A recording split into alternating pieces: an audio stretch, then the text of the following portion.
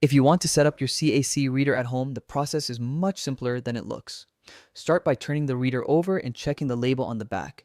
You should see the exact model number printed there. It might be something like SCR3310V2, Gemalto, Identiv, or another brand. This model number is important because CAC reader drivers are very specific, and installing the wrong one will cause errors or prevent your computer from detecting the card properly. Once you have the exact model, open your web browser and search for the model followed by the word driver.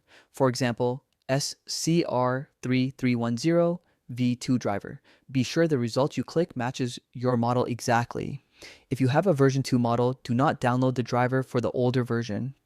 Many manufacturers have separate pages, so always double check the name, numbers, and version details before downloading. After you download the correct driver, go to your downloads folder. Most CAC reader drivers come in compressed zip files. Right-click the file and select Extract All. When it finishes extracting, a new folder will appear. Open that folder and look for the setup file, an install file, or an application icon.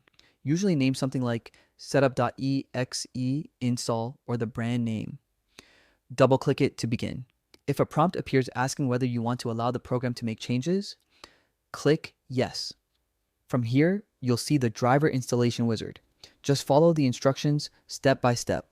Click Next, accept the license agreement, and then click Install.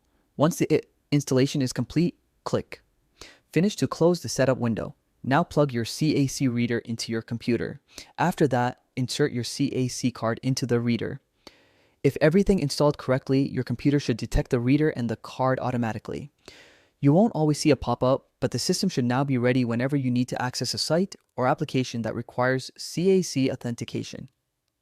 As a final housekeeping step, you can delete the extracted installation folder to free up space. The driver will stay installed on your system even after you remove the downloaded files.